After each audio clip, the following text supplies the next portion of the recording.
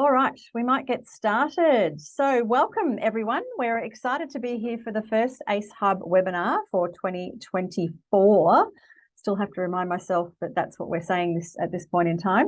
The Circularity in Australian Business Report 2023, Taking Action is the name of our webinar today. So thank you for choosing to spend an hour of your precious day with us.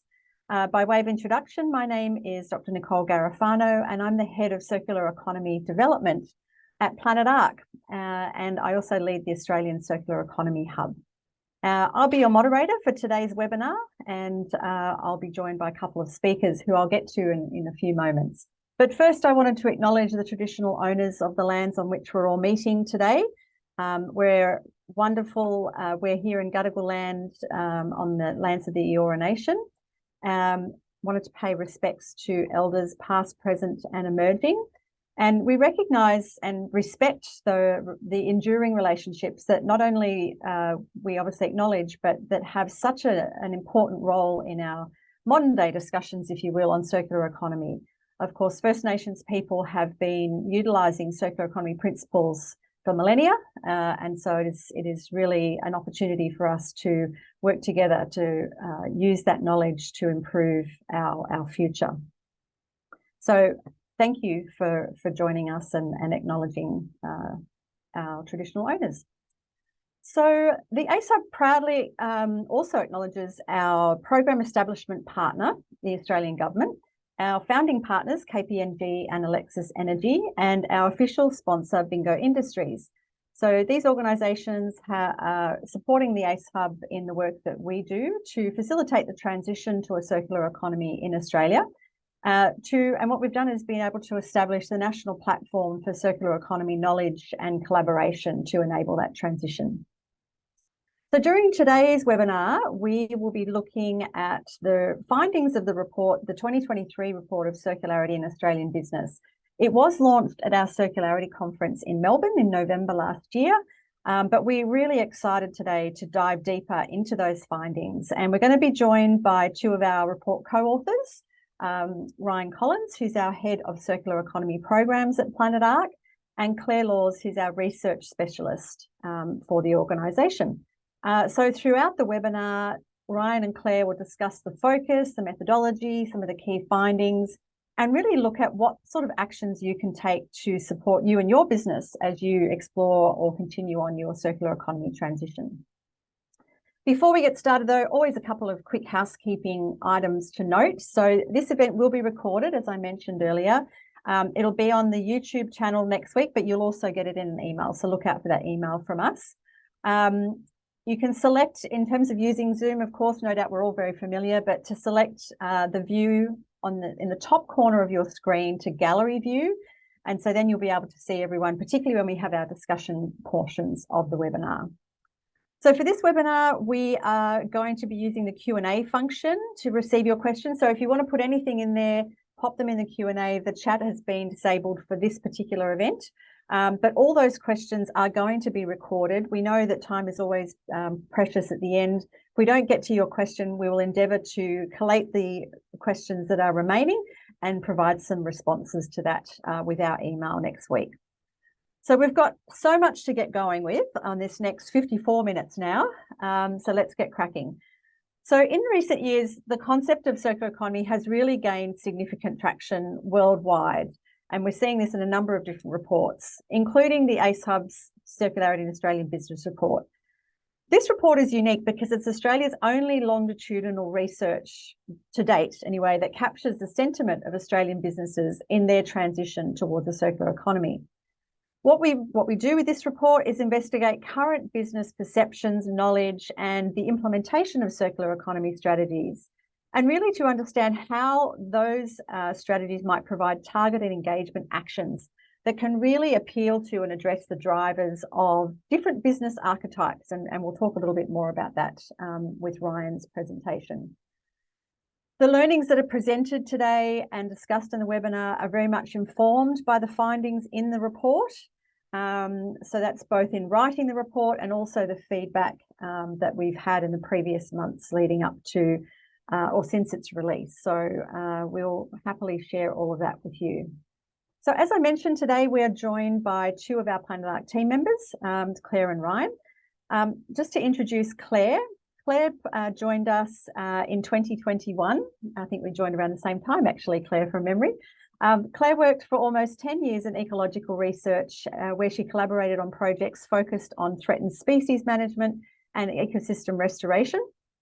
In her role as research specialist, Claire supports many of Planet Ark's programs, including the ACE Hub and National Tree Day. And I'll also add that Claire was a significant contributor to our State of Circularity report that we launched in 2022 at Circularity at our conference. So welcome today, Claire. Thanks for joining us, and thanks for your wonderful work in preparing this report. And Ryan is one of our longest standing team members, but before that, spending nearly a decade in banking and finance early in his career, but he was drawn to environmental conservation, and that work saw him work in diverse roles in monitoring and evaluation, also in threatened species and sustainable agriculture. Ryan's got a background in psychology, so this really helps well with his interests in developing environmental behaviour change programs to help individuals, businesses, government and schools to transition to a circular economy. And his suite of programs that he works with include the ACE Hub, the Australasian Recycling Label, or the ARL, cartridges for Planet Ark, Recycling Near You, and National Recycling Week. And of course, all of those are available on our various websites. So thank you, Ryan, for joining us today and sharing your knowledge and experience. So I invite you as well, not only in this conversation today, but reach out to Claire and Ryan on LinkedIn. They're both available there. And where you can also get more comprehensive reviews of their work to date. So welcome to you both, and thank you. It's exciting to be here. We have a full packed schedule, so without further ado, I'm going to pass over to Claire, who's going to start the discussion reflecting on the structure of the report and the methodology behind compiling it. So over to you, Claire. Thank you. Thanks, Nicole. Yeah, basically, before we get onto the methodology that was used to formulate the content of the report and the data that we present, I just wanted to give a quick rundown of the contents and the different sections of the 2023 Circularity in Australian Business Report. You can see the image on the right of the slide is the front cover. So hopefully some of you may already be familiar with it, or if not, there's a little bit of a taste of it now. So basically the 2023 report has 5 main sections and also an executive summary and appendix. So the 5 sections include an introduction section, which explains the report purpose, objectives and methodology. And this is then followed by a section on the key insights from our 2023 research, which included both surveys and interviews. We then got section 3, which is titled Circular Economy in Action. And this section really extends beyond the information gathered during the surveys and interviews to showcase some organisations who have already adopted more circular strategies and business models. And Ryan will present some examples of this a little bit later on. Section 4 then provides some conclusions, and this is then followed by section 5, which is a call to action section. And this call to action is really informed by the ACE Hub's first 3 years of learning and collaborating in the circular economy space. And again, Ryan will talk some more about this section later in the presentation. All right, so once again, before I get into the nitty-gritty of the methodology, I just wanted to quickly highlight some of the key areas of focus for the 2023 report, and these really are centred around action and implementation. So this included highlighting circular action already underway, as well as encouraging further action among Australian businesses when it comes to implementing the circular economy. And this theme of action really flows throughout the different sections of the 2023 report. And we do know that there's a real desire among our audience to move away from just the what is, to showcase and provide information on more of the how-to when it comes to circular economy. So we really wanted to highlight that in this report. So just to provide a few examples of how we did this, we used the ladder of circularity and R strategies, which you can see in the image on the slide here. And that includes our strategies like refuse, reduce, redesign, and reuse, etc. And we use this as a means of measuring implementation of the circular economy among Australian businesses, but also to communicate what we mean by increasing circularity to really inspire actions higher up that ladder of circularity. And you can find reference to our strategies in the ladder of circularity in both the research results section and the circular economy in action sections. Secondly, we know that practical and real-world examples are also more useful than just presenting statistics and data and graphs and whatnot. So we really wanted to incorporate some practical case studies in our circular economy in action section to really highlight those organisations already deriving benefit from adopting more circular business practices, and to also share some of their learnings with the broader circular economy community and Australian business community. Finally, and probably most importantly, we want the report to inspire further action and implementation of the circular economy. So that's why we've included that call to action section at the end that Ryan's going to delve into in a bit more detail later on. And I think fittingly, our emphasis on action in the 2023 report is, of course, also highlighted in the longer title, which is Perceptions, Knowledge and Actions Beyond Recycling. All right, so moving along to the research methodology, which was used to collect the data that informs section 2, the research results. For the 2023 report, we use the same research methods as for the 2021 edition. However, different research participants were involved. We had 2 sampling methods. The first was an online survey of 500 mixed level decision makers, and this includes C-level executives, non-executive directors, and those in senior management. Planet Ark commissioned Pollinate to undertake this research, and they partnered with an ISO-approved sampling panel to ensure data quality. The survey questions from a previous report in 2021 some of the questions from that 2021 report, were repeated in the 2023 survey. And this was to enable a longitudinal analysis, as Nicole mentioned, of participant perceptions and knowledge, and to get at how these might be changing or evolving over time. Throughout the research results, where relevant, comparisons are made between the 2023 and 2021 survey data. The second sampling method, in addition to the surveys, involved in-depth interviews with 11 senior decision makers who had responsibility for sustainability initiatives within their respective organisations. And these interview participants were recruited via peer-to-peer recommendations and professional networks, and they received no incentives for their time. In the research results section, which is the section 2 of the report that I introduced earlier, the survey results really form the basis of the analysis in that section, and these demonstrate the broad perceptions and knowledge among Australia's business decision makers. And then the survey results are supplemented with commentary and deeper insights from the 11 interview participants. And this is because their discussion and contributions really provide that business leaders' perspectives with advanced circular thinking angle, so can go more in depth to the broader perspectives that are provided by the 500 survey participants.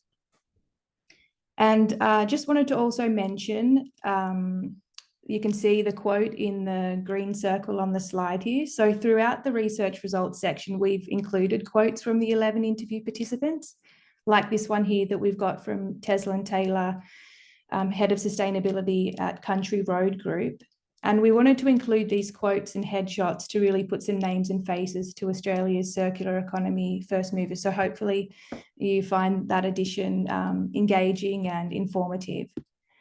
And just finally, in terms of the detail of the methodology, separate from the surveys and interviews, I mentioned we've got that case studies section in the report. The information in this section was generated by the ASUB through direct engagement with the featured organisations. And you can find a complete list of our circular economy case studies to date on the ASUB website. So if you haven't already checked them out, I would recommend taking a look, because they're really great, and we have well over 50 available at the moment. All right, so who were the 500 business decision makers that we surveyed? I just quickly note that, as you can see on the slide, the graphs I've provided here also show the breakdown of the 2021 survey participants. As we do contrast the two samples in the report, where relevant and when the observed trends are reliable, given, as you can see in the slide here, that there were different sample representations between the 2021 and 2023 survey participants. You can see that in the 2023 sample, which is the lighter green here, we had a good spread of both industries and business size. And the majority of those who we surveyed in the 2023 sample worked in senior management roles. And here we have a list of the interview participants. A reminder that Pollinate conducted 11 interviews and 2 of the interviewees chose to remain anonymous. Like the survey participants, you can see we had good representation across different industries and sectors, which made for really great interviews and insights from those discussions.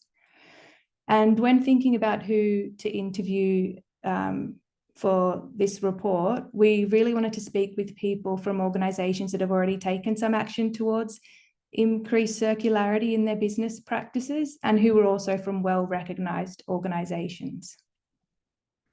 Now, after that quick rundown on report background, rationale and methodology, I'm going to hand over to Ryan, who will run through the key results from this year's report.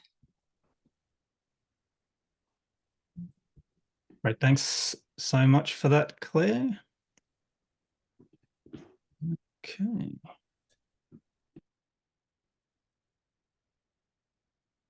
Just getting the slides up.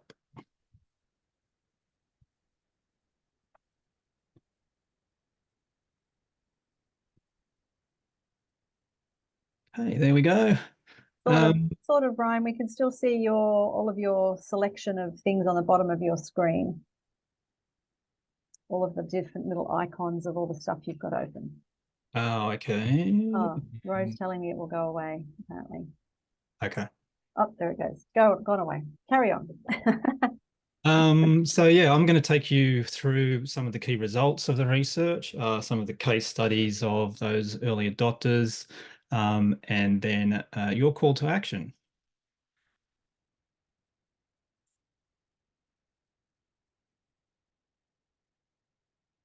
Okay, so the first finding was quite positive. Awareness of circular economy amongst business decision makers is high. We've got 82% awareness of the concept, which is great. In terms of claimed knowledge, we have a moderate rating there of 52% have claimed that they have some sort of knowledge of the circular economy.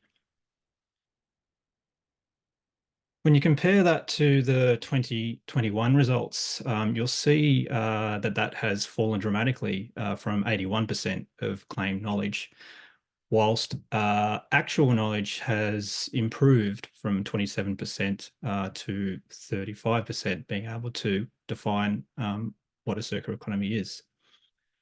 Now, that's probably a good thing. So that gap, what we would like to call the confidence knowledge gap, is closing. So businesses are a bit more realistic in terms of their knowledge of the circular economy. And this aligns well with the Dunning-Kruger effect. So this is a cognitive bias in which people with limited knowledge, in particular, overstate their abilities. So basically, the more you learn, the more you realize you don't know before you increase your knowledge and your confidence as well. We think we're probably around the bottom of that curve there. So hopefully both knowledge and confidence will start to increase. Another positive result is that circular economy is important for the future of Australian businesses, around 82%. indicated that it was of importance. And of that group, those from construction were actually more likely to understand the importance of the circular economy, as well as large businesses, so more than the overall sample. And then the group that was least likely to understand its importance were those from small business, with just 28% indicating that it is of importance. So I think that really indicates the support that's needed out there for small business in this area. We asked about the barriers to implementing circular economy.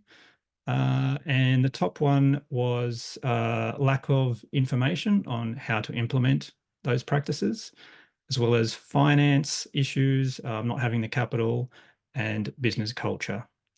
And these figures are quite similar to 2021.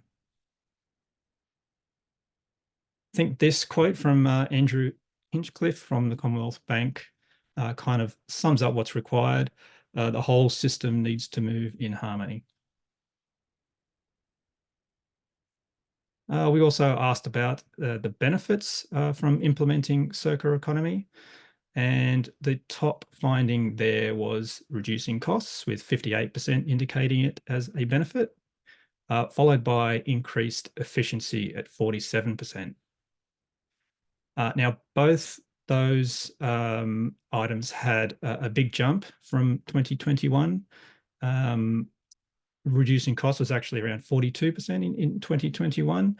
So we think that too is potentially indicating the increase in knowledge of the circular economy and understanding the benefits.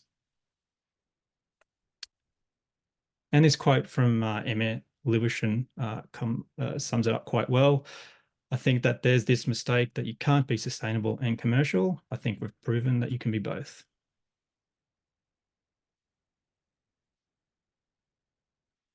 So delving into those R strategies, and there were some positive signs for higher value R strategies.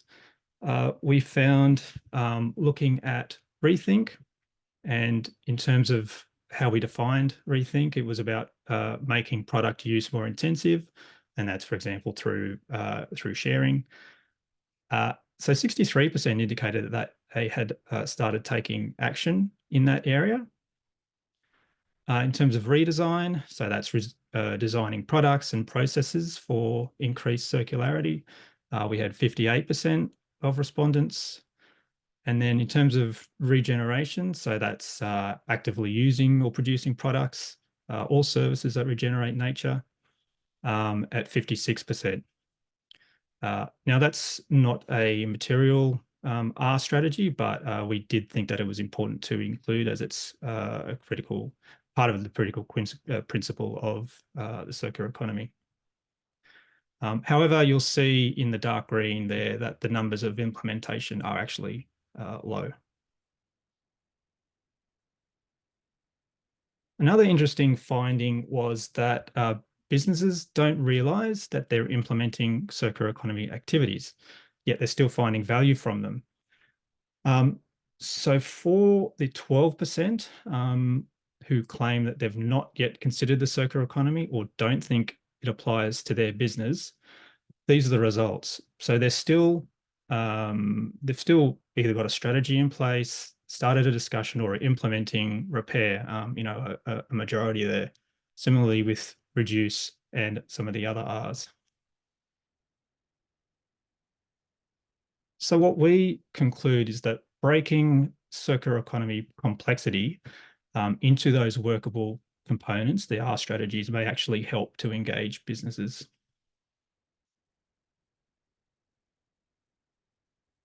So on to the circular economy in action section, where we highlight some of the first movers that are seeing the benefits.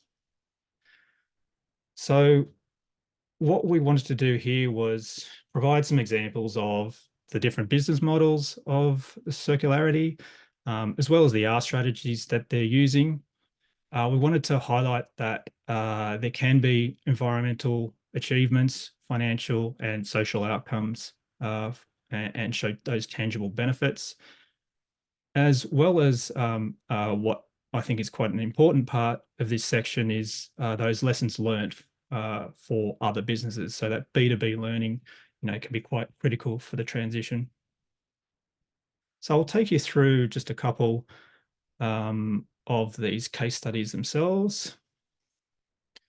So Husky is a company that eliminates single-use coffee cup waste using one of the waste streams of the coffee industry, which is coffee husks, to make their reusable cups. They also offer programs that help venues swap and buy back old cups and turn them into new products. And you'll see there that the business models they're using are product as a service and sharing. And the latter of circularity R's are refuse and rethink in terms of their sharing and redesign. So this is as of September 2022. They've actually had sales of 2.67 million cups sold in 57 countries. And environmentally, over 600 tons of coffee husk waste has been diverted from landfill. The next case study is EV. So they are a electric vehicle only sharing platform. It allows Australians to rent and borrow EVs from existing owners.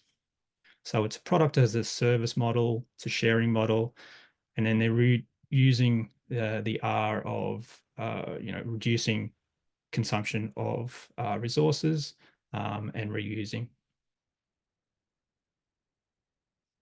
So their achievements as of August last year, they raised 1.6 million through an equity crowdfunding campaign, as well as the users can earn up to $2,000 per month by sharing their EV cars on the platform.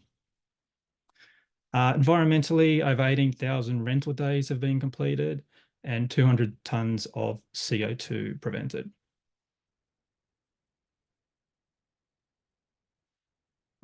Project Catalyst, and this is a favorite of mine because I ran a similar program when I was in Fiji. But it's a network of sugarcane growers who develop better farming practices. So for instance, planting legumes or mixed species instead of leaving fallow ground bare prior to replanting sugarcane. Practices like this can improve not only productivity, but reduce the need for fertilizer and pesticides, and then ultimately the impact on the Great Barrier Reef. So the business model they're using there is circular supply, and the R strategies are regenerate and reduce.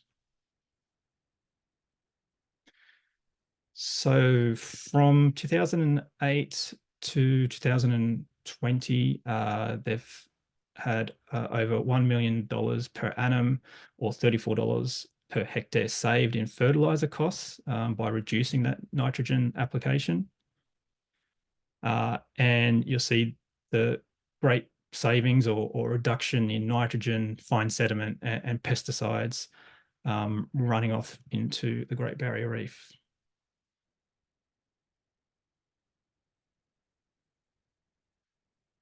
So now on to your call to action, and I'd like to set the context of the reasoning behind our call to actions, and particularly number 2. So I've got two call to actions in effect.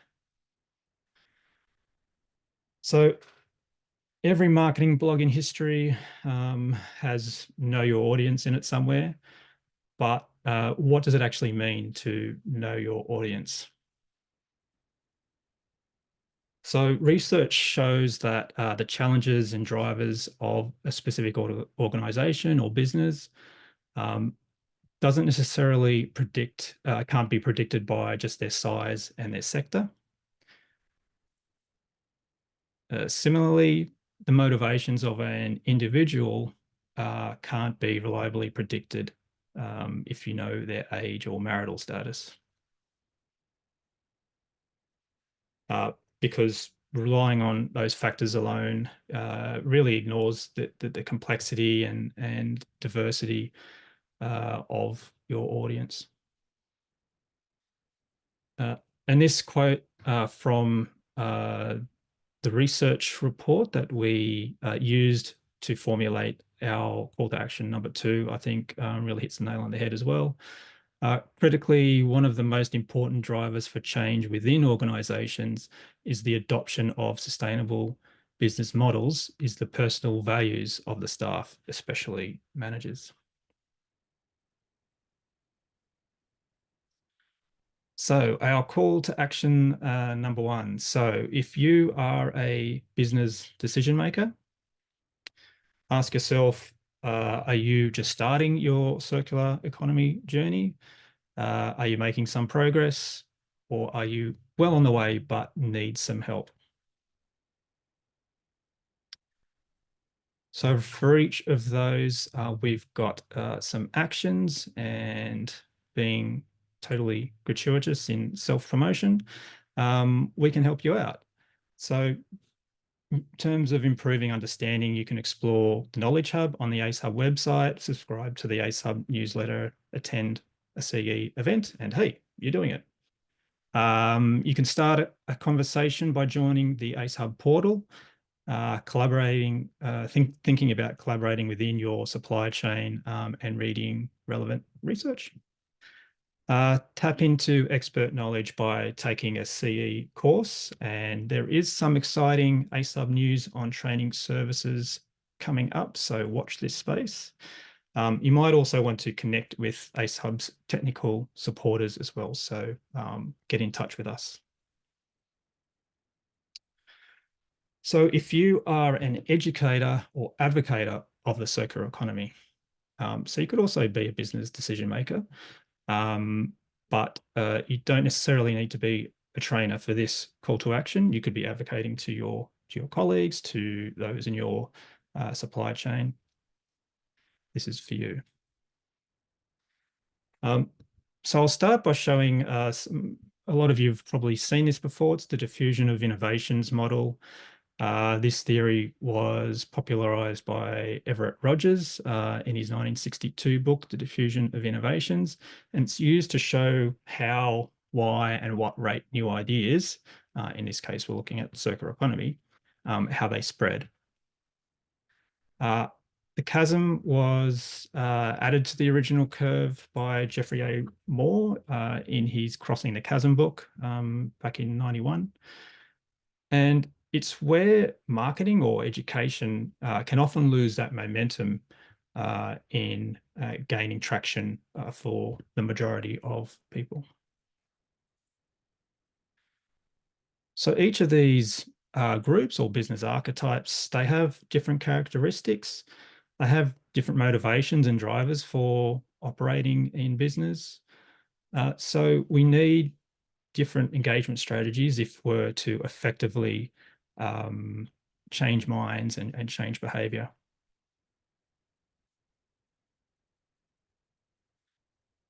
So when you're talking to your audience, one of the questions you can ask is, where does my audience fit in terms of this adoption curve? So I'm just going to take you through some of the characteristics, the motivations, and the engagement strategy for a couple of these groups. You'll find more in the actual research report that you can have a look at. But basically, startups and many first movers, they receive the benefits of carving out market niches.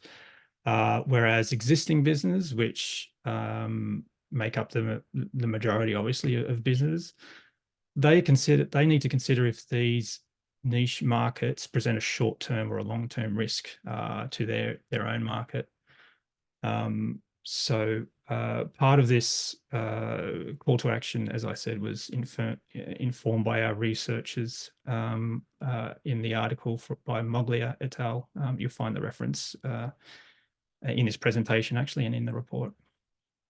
So I'm going to start off with the early adopters or reformists. So their characteristics are is that their business values and their processes align with the circular economy. They have work underway to develop CE products, and that's guided by their organizational strategy. They're transforming to circularity institutionally. However, in terms of knowledge and product development, there are still capability gaps. In terms of what motivates them, taking the opportunity to stay ahead of the curve is really what motivates them, as well as being recognized as leaders in terms of transforming their business values and processes. So some engagement strategy tips, using testimonials and case studies of the innovators, providing tools, training, and support that focus on building the case for new business values and processes, and then using their influence to create more buzz and generate interest in others. The next group, early majority or opportunists. Now, this is probably the key group needed to influence for transformational change. Now, they're usually more pragmatic. They conform to non-CE institutionally. They do like to adopt new products and ideas, but only after they've been tested and proved. And they also have managerial knowledge and organizational gaps. They're motivated by cost effectiveness, reliability. They're driven by compatibility with existing systems or products. So in terms of an engagement strategy, avoid using the case studies of innovators because that isn't necessarily going to motivate them to change. But what you can do is address barriers, provide clear evidence on the effectiveness and the cost savings and those long-term benefits, and then provide that support for implementation. And I think that's my last slide, so I'll hand it back to Nicole. Awesome. Thank you, Ryan. Just getting my camera back up there. There we go. Thank you. That was really, I've got so many points from both you and Claire actually that I've written as you were speaking there. Just on that last one, I found that was in the report in section 5, which is that call to action section. One of the things from the innovators that was raised, motivation and drivers, they talked about one important motivation is for the innovators is to gain a competitive advantage. So that was another really interesting reflection from the research from Magnus and cohort. Great. Well, so I think this is really an opportunity now for us to look at what about all of you? What are you seeing as your call to action? We've got a bit of a Slido just to invite you to share what are your immediate thoughts now that you've sort of heard about what are some of the opportunities and the benefits from the research that we did last year, and perhaps you've got other examples of what action you'd like to take. But if you could join us, get your phone out and do a bit of a quick scan. We'll share this as well, the results of this after in our email next week. But it'd be interesting just to hear from all of you what you see as the actions that you might be taking, particularly as we're at the start of the year, what you might be focusing on for this year. So let's see if we can get started and see if anyone's going to be participating. Yeah, you've got the QR code there as well. So it'd be really fascinating for me. I think there's a lot of gold in the information about the R strategies. There's lots that can be taken from that. I think there's also some of the language that we learned about with revolve in the report. It wasn't on your slide, but it talked about the end of first life. So rather than end of life, we're actually talking about end of first life. So that change in language and change in perception of how you view products, I think, is an action. You know, that I'm going to be committing to changing our actions around how we see products. Maybe that you're seeing products as a function first rather than a need for a new something. So it'd be interesting to see. So we've got create more awareness for small business. Yeah, really important. Pilot repair program, complete research and give advisory to LGAs. I think I might know who wrote that response. Trying to influence businesses in my region to adopt CE. That's great. Yes, we do need to share as much information as we can locally as well, because this is about place-based solutions. As an advocate, better apply motivations and drivers to address barriers. Yeah, really work with people's motivation. It's so important. Creating more awareness in SMEs. Yep. Investing in research on a regional reuse and repair hub. That would be awesome. And I think we need more of those, most definitely. And it really ties into those R strategies that we looked at in the report. Thanks, Tommy. Working on an international program for local incubation and accelerations to support businesses and organizations. And I saw one there, practice, indeed. Let's get into it. Deliver tangible outcomes. Let's talk actual results. Well, we've got some actual results in the report, which is awesome. And I think they're very understandable, but happy to receive your feedback on that. Early stage of program replacing 250,000 light fittings to a recycling facility. Wow. Okay. This is great. Thank you all. And please keep, you can keep sharing your thoughts on that, because it'd be really helpful also for us to see what we can do to support you in your goals and aspirations of what actions you'd like to take. So thank you. We might leave you going in the background there and continue on to our next slide, which really is bringing it back to our Q&A. So Claire and Ryan, if you want to put your cameras on, what we might do is Q&A is going to be just on the screen. So we might actually just stop sharing maybe and just have the three of us to look at what we've got coming through from everyone's questions. So we've got a few here, guys, that we're hoping that we can address. So the first question, Paul's been waiting patiently. He was the first one to enter a question. How do you balance the R strategies / waste hierarchy focused approach with the need to also cover the narrowing of material cycles and regenerative principles aspects of circularity?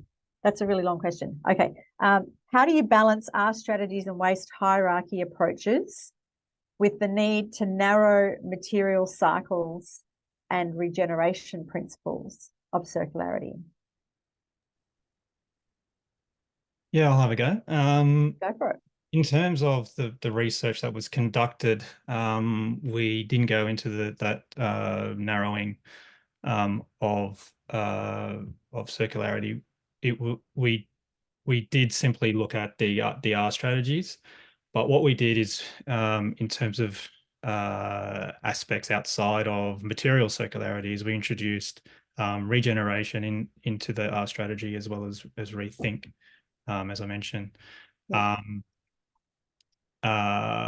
I think, yeah, it's a great suggestion for future research, I think, and that's, you know, we are looking at ways to drill down into different aspects of the circular economy. So yeah, great question. Thanks, Ryan. I think there's also an element as well, is that the narrowing of material cycles is really about our strategies. It's really about reducing those material extraction in the first place and really getting that higher value out, which is, you know, similar to what the narrowing of the material cycles. Interestingly, the Dutch government has very much adopted the narrowing approach to their circular economy strategy, and very much looking to keep things within planetary boundaries. So I think there's a lot of opportunity for us to learn from the Dutch, as we already know. But there's another question actually that relates to the inclusion of rethink and regeneration. Malsha would like to understand where on the ladder these principles would be placed. Because they're additional, so you've actually got 12 on your list rather than 10. So I wonder if you could share what that might be. Yeah, I mean, high up. I don't think we've done a categorizing look at where they would actually sit. Obviously, regenerating nature is a huge positive. It's so I would say it would be up the top somewhere. Rethink, because that's to do with redesign and I guess sharing resources. That might sit a little bit lower, but still higher. Yes. Okay, thank you. Hope that answers your question, Marsha. Marsha's got another question. If you can provide an example of a sample question you asked to check knowledge confidence gaps. Claire, I'm not sure if you might have a response to this. Do we have a knowledge question? Yeah, I can touch on that. I won't have the specific wording that we use, but so we looked at that confidence knowledge gap by initially asking a question, asking the survey participants to self-nominate how knowledgeable they think they are of the circular economy. So the question would be something as simple as, how knowledgeable do you think you are on the circular economy? And then the categories that they would answer would be extremely knowledgeable, somewhat knowledgeable, not knowledgeable at all, unsure. And so that was how we gauged self-reported knowledge, which is the confidence. And then to get at actual knowledge, we had a question which was based on the Ellen MacArthur Foundation's definition of a circular economy. And so we had, I think, it was a multiple choice question. We had 4 options of a potential definition of circular economy and asked the survey participants to nominate which one they felt was the correct definition. And we found, so that's how we get at it. That would be knowledge. And then the other question is confidence. And we assess the knowledge confidence gap that way. The interesting thing which highlighted that there's still that confidence knowledge gap is that both in the 2021 survey and the 2023 survey, the most selected definition, if you could call it, of a circular economy was a wrong one, and it was that circular economy is all about recycling. Yeah. So we do know that there's still that need to raise awareness and to get people to thinking higher up that ladder of circularity. Which we know are all about closing material loops and ultimately minimizing our impact on the environment and helping nature to regenerate. So hope that answers the question. Thank you, Claire. That's awesome. Stephen's got a comment rather than a question. You have to re-educate consumers as well to enabling circularity. And I would add to that, Stephen, that it is much about, I guess, the sort of common frame of reference for consumers, as well as it is procurers. So anyone that's got a role to play in procurement and buying decisions for an organisation, we also need to re-educate them as well. So we have a little plug, a circular economy, a procurement working group within the ACE Hub, and our members there busily working away on some materials to support that process. But also there are some great examples, for example, from Green Industry South Australia. There's work being done by some of our technical supporters to support state governments as well. So there's lots of good stuff that's now starting to come out. So thank you for your comments, Stephen. Amy would like to ask, can you share with us how B2B knowledge sharing is being facilitated, please? Did we ask a question about how B2B knowledge sharing is being facilitated in the report?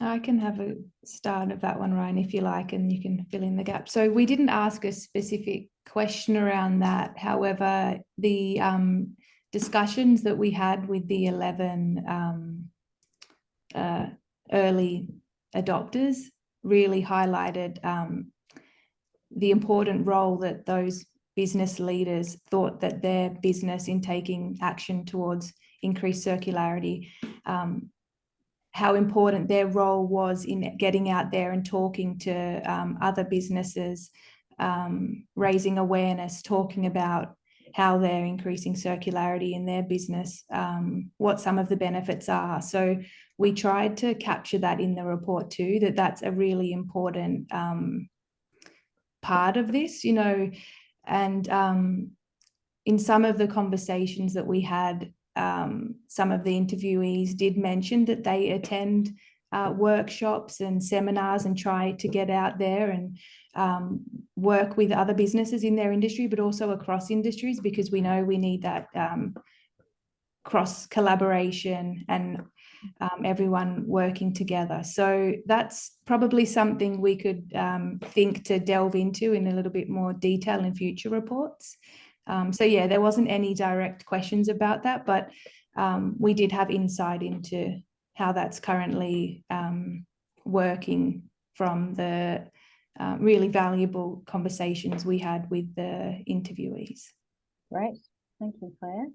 I think another way, again, another little shameless plug, another way to encourage B2B knowledge sharing is through the ACE Hub portal. So if you're not already on there, get on board with the 2,000 odd members who have extremely valuable conversations and knowledge exchange. So thank you for that question. Dirk would like to ask if we've got a similar call to action for the other 3 early audiences, and I can answer that one, and I guess and say that yes, it's in the report, Dirk. Page 43 and 44 in section 5, your call to action. There are some engagement strategies there for all 5 types of audiences. So hopefully that's of use, that's of help to you. Wayne would like to say there's a high percentage of businesses that still don't understand CE. How do we educate so that they do not think they need to solve all the world's problems by themselves? Absolutely. Got to do this together, Wayne. Thank you. Do Ryan or Claire, do you have any comments on Wayne's question? How do we educate? Yeah, I mean, part of it is breaking it down, like we've said, breaking it down into different strategies. But obviously there's